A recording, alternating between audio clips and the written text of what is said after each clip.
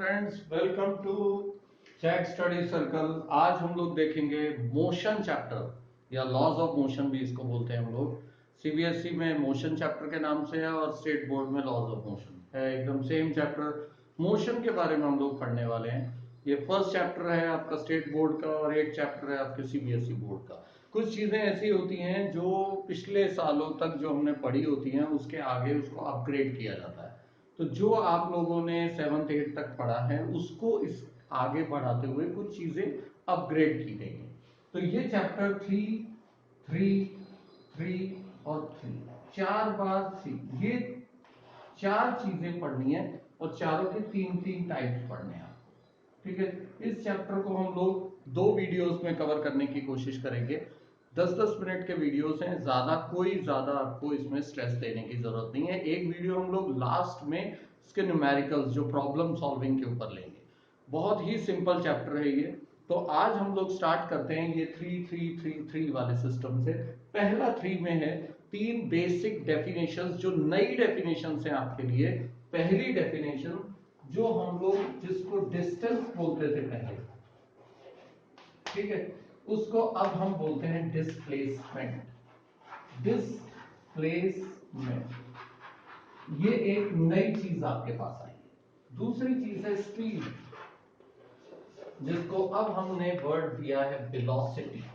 ठीक है, नए टर्म्स आ रहे हैं आपके लिए लेकिन बहुत ज्यादा इंपॉर्टेंट है। ये टर्म्स जितनी जल्दी हमें समझ में आ जाएंगे उतना इजी ये चैप्टर हो जाएगा। फिर एक होता है इंक्रीज इन स्पीड। हम कहते हैं ना इंक्रीज की जाए स्पीड या डिक्रीज की जाए। इंक्रीज इन स्पीड इसको अब हम लोग कहते हैं एक्सेलरेशन। तो ये चीजें हमें ध्यान में रखनी है। अब ये नई चीजें हैं क्या? डिस्टेंस का मतलब क्या होता है? Path length. अगर मैं एक जगह से, मतलब मान लीजिए मैं यहां से स्टार्ट हुआ ऐसे घूमते हुए यहां पर पहुंचा, तो ये ए पॉइंट है, ये बी पॉइंट। तो मान लीजिए मैं 4 किलोमीटर ऐसे गया हूं, तो this is known as distance. और डिस्प्लेसमेंट का मतलब क्या होता है? Actual change in position. Actually जो चेंज हुई है परपेंडिकुलर डिस्टेंस स्ट्रेट। जैसे एरोप्लेन, आपको यहां से जाना हो मुंबई तो आप कार से जाओगे, थोड़ा जैसे जैसे रोड मुड़ेगी वैसे आपको मुड़ना पड़ेगा। लेकिन एरोप्लेन में ऐसा नहीं है, एरोप्लेन सीधा चलता है और सीधा जाके वहां पे लैंड हो जाता है। इसका मतलब एरोप्लेन कवर करता है डिस्प्लेसमेंट जबकि हम कवर करते हैं डिस्टेंस। उसके अलावा एक सर्कुलर मोशन भी लें। मान लीजिए मैं सुबह चला यहाँ से, घर से स्कूल, और स्कूल से फिर ये पाथ फॉलो करते हुए वापस आ गए, तो मेरा डिस्प्लेसमेंट कितना होगा? मेरा डिस्प्लेसमेंट 0 होगा, जबकि डिस्टेंस होगा 0। क्यों होगा? क्योंकि मैंने एक्चुअल चेंज इन पोजीशन तो की नहीं, जहां से मैं गया था वहीं मैं वापस आ गया। सिमिलरली सर्कुलर मोशन भी जो होता है उसमें भी अगर मैं ये पॉइंट से स्टार्ट करूं और इसी पॉइंट पर वापस आ जाऊं, मतलब मेरा डिस्प्लेसमेंट 0। तो ये नया टर्म है, हमें ध्यान में रखना है कि डिस्टेंस मतलब एक्चुअल पाथ लेंथ और डिस्प्लेसमेंट मतलब एक्चुअल चेंज इन पोजीशन। ठीक है, अब हम सेकंड चीज पे आते हैं, स्पीड। स्पीड का मतलब और वेलोसिटी का मतलब लगभग सेम है। वेलोसिटी में डायरेक्शन बहुत इंपॉर्टेंट है। ये तीनों जो चीजें पढ़ रहे हैं हम लोग, जो हम लोग अभी बड़े स्टैंडर्ड में आ गए हैं, अब हम लोग फिजिक्स में वो चीजें पढ़ेंगे जिसमें डायरेक्शन भी इंपॉर्टेंट है और मैग्नीट्यूड भी। ठीक है ना? तो डायरेक्शन इसलिए भी इंपॉर्टेंट हो जाती है, जैसे आप स्पीड से जा रहे हैं, अगर आपको मालूम ही नहीं है आपको कहां जाना है, वेलोसिटी आपको डायरेक्शन शो करती है। जैसे कि सर्कुलर मोशन में भी ले लें, अब सेम स्पीड से कोई चीज को घुमा रहे हैं, ठीक है, स्पीड कांस्टेंट हो सकती है लेकिन वेलोसिटी हर पॉइंट पे, इस पॉइंट पे वेलोसिटी सीधे को होगी, इधर को होगी, ऐसे हर पॉइंट पे वेलोसिटी चेंज हो रही है जबकि स्पीड सेम है। डायरेक्शन बहुत ज्यादा इंपॉर्टेंट हो जाती है। एक बार हम लोग गए, एक कार में जा रहे थे हम लोग, 6 लोग थे, आई थिंक 4 लोग थे। 4 लोग थे, हमारी कार खराब हो गई, हम चारों बाहर निकले और हमने धक्का लगाया, कार हिली। क्यों नहीं हिली होगी कार? बहुत सोचा गया इसके बारे में, काफी रिसर्च स्कॉलर्स ने इसके बारे में सोचा कि 4 लोग कार में से निकले और उन्होंने धक्का लगाया बट कार हिली नहीं। क्या हो सकता था? हमने गियर वेयर सब चेंज करके देख लिए, पता लगा कि 2 लोग आगे से धक्का लगा रहे हैं, 2 लोग पीछे से लगा रहे हैं। अगर ऐसी कंडीशन में आप धक्का लगाएंगे तो कैसे कार मिलेगी? ये है डायरेक्शन का इंपॉर्टेंस। अब धक्का किस डायरेक्शन में लगा रहे हो? अगर 2 आगे से 2 पीछे से लगाएंगे तो कोई भी चीज मूव नहीं करेगी, चारों एक ही साइड से लगाएंगे तो मूव करेगी। तो डायरेक्शन बहुत ज्यादा इंपॉर्टेंट है और डायरेक्शन की ही इंपॉर्टेंस देखते हुए वेलोसिटी टर्म निकाला गया। तीसरा टर्म है हमारे लिए एक्सेलेरेशन। एक्सेलेरेशन का मतलब सिंपल सा है कि कितनी तेजी से आपकी स्पीड इंक्रीज हो रही है। अगर आपकी स्टार्टिंग स्पीड, हम लोग स्टार्टिंग स्पीड लेते हैं u और फाइनल स्पीड लेते हैं v, अगर मैं तेजी से स्पीड इंक्रीज कर रहा हूं तो v minus you upon T, इसको बोलते हैं एक्सेलेरेशन। वेलोसिटी का कितना डिफरेंस हुआ है डिवाइड बाय कितने टाइम में हुआ है, तो उसको बोलते हैं हम एक्सेलेरेशन। ऐसे ही कोई चीज सामने आ जाए, हम लोग स्लो डाउन करते हैं चीज को, अपनी गाड़ी को, तो स्लो कर रहे हैं इसका मतलब हम क्या कर रहे हैं, हम लोग डी एक्सेलेरेशन कर रहे हैं, स्पीड कम कर रहे हैं। स्पीड कम करना मतलब डी एक्सेलेरेशन करना है, क्या, नेगेटिव एक्सेलेरेशन। तो एक्सेलेरेशन तीन टाइप के होते हैं। तीन टाइप के कैसे, पहला पॉजिटिव एक्सेलेरेशन, आपकी स्पीड इंक्रीज हो रही। दूसरा जीरो एक्सेलेरेशन, जब आपकी स्पीड इंक्रीज नहीं हो रही, आप जिस स्पीड से चल रहे हो उसी स्पीड से चल रहे हो। जैसे कि ट्रेन, अगर दो स्टेशन के बीच में जो ट्रेन की स्पीड होती है लगभग एक जैसी होती है, तो अगर हमारी स्पीड एक जैसी है इसका मतलब हमारा एक्सेलरेशन जीरो है। और नेगेटिव एक्सेलरेशन, जब हम स्पीड से चल रहे हैं और आगे कोई चीज आ जाए तो हम लोग ब्रेक अप्लाई करते हैं, ब्रेक अप्लाई करेंगे तो स्लो डाउन करेंगे कार को, स्लो डाउन करेंगे इसका मतलब क्या किया हमने, डी एक्सेलरेशन, क्या, नेगेटिव एक्सेलरेशन। तो ये तीन चीजें हमारे लिए इंपॉर्टेंट है। तो फर्स्ट थ्री जो मैं आपको बता रहा था, थ्री थ्री थ्री थ्री में, तो पहली थ्री में आपके पास ये तीन डेफिनेशन है, डिस्प्लेसमेंट, वेलोसिटी और एक्सेलरेशन। अगली तीन चीज क्या है, अगले तीन चीजों में मैं ग्राफ बताने वाला हूं। ग्राफ किसका ग्राफ, तो पहला ग्राफ आता है distance time graph.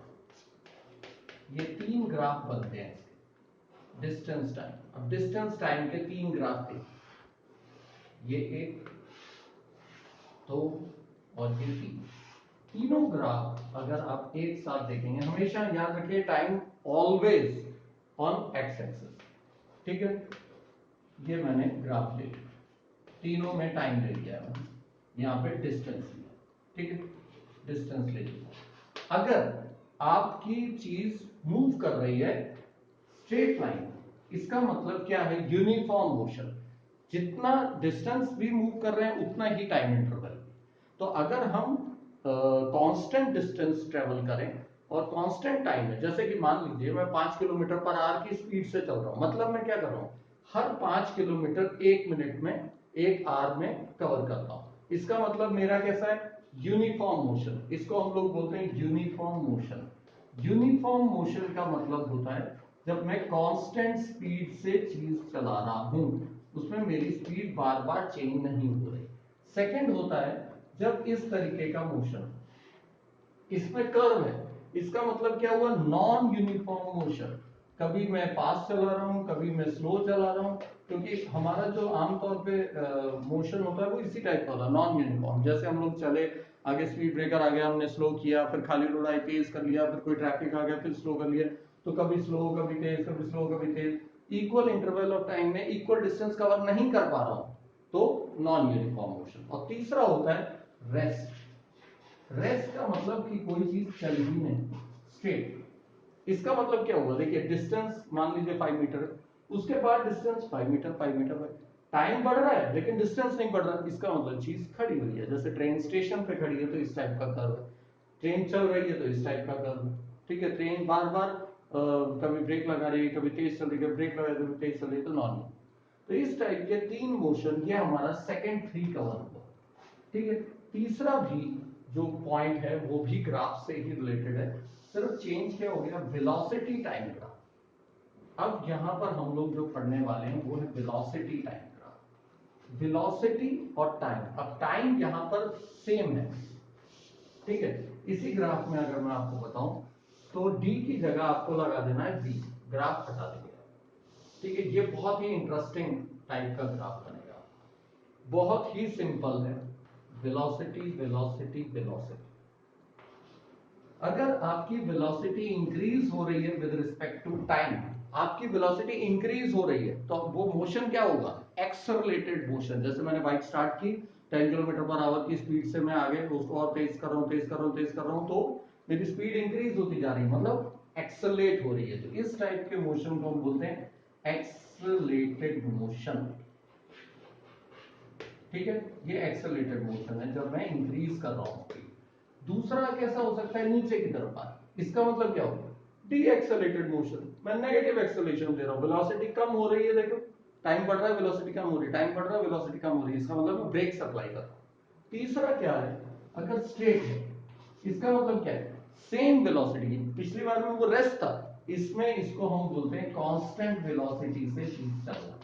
Constant velocity मतलब जिसमें एक्सेलरेशन नहीं हो रहा है। जैसे मैंने बताया कि दो स्टेशन के बीच में जब ट्रेन चलती है तो वेलोसिटी उसकी सेम रहती है, ना बढ़ती है ना कम होती है। तो ये एक इंपॉर्टेंट चीज है। तो तीन चीजें आपने देख ली, पहला डिस्प्लेसमेंट की डेफिनेशन, वेलोसिटी की डेफिनेशन, एक्सेलरेशन की डेफिनेशन। सेकंड हमने डिस्टेंस टाइम ग्राफ देखे 3 टाइप के, फिर हमने वेलोसिटी टाइम ग्राफ देखे 3 टाइप के, और आखिरी 3 सबसे ज्यादा सिंपल 3 इक्वेशन दी गई हैं मोशन की, इक्वेशन ऑफ मोशन कहते हैं। 3 इक्वेशंस हैं जिससे हम लोग कोई भी मोशन को स्टडी कर सकते हैं, पता लगा सकते हैं उसकी स्पीड कितनी है, वो कितना एक्सेलरेशन कर रहा है, उसको बोलते हैं इक्वेशन ऑफ मोशन। ये भी 3 टाइप की है, इक्वेशन ऑफ मोशन। ठीक है, पहला होता है v is equal to u plus a t. दूसरा इक्वेशन है s is equal to u t plus half a t square, और अगला है v square is equal to u square plus 2as। ये 3 इक्वेशन को हम लोग करेंगे, इसके जब न्यूमेरिकल्स करेंगे तो पूरा एक्सप्लेन करूंगा। v मतलब फाइनल वेलोसिटी, u मतलब इनिशियल वेलोसिटी जो स्टार्टिंग होती है, a मतलब एक्सेलरेशन, t मतलब टाइम। इन सब की यूनिट मालूम होनी चाहिए। v मतलब मीटर पर सेकंड में, u भी मीटर पर सेकंड में, a मीटर पर सेकंड स्क्वायर, s मतलब यहाँ पे स्पीड नहीं है, याद रखिए, s मतलब डिस्प्लेसमेंट, बाकी सब आपको पता ही है। तो ये याद रखो, s मतलब डिस्प्लेसमेंट होता है, ठीक है, और u मतलब इनिशियल वेलोसिटी, और v मतलब फाइनल वेलोसिटी। तो ये 3 चीजें आपने 3-3 करके 4 चीजें आपने पढ़ी हैं। तो इन चीजों को रिवाइज कीजिए। सेकंड वीडियो को फर्स्ट वीडियो के हिसाब से देखिएगा। सेकंड वीडियो में हम लोग इस चैप्टर को समराइज कर देंगे पूरा। तो इस चैप्टर को एक बार रिवाइज कीजिए, कंटिन्यू लर्निंग, और अगर आपको अच्छा लगे तो जैक स्टडी सर्कल को ज्वाइन करें। Thank you.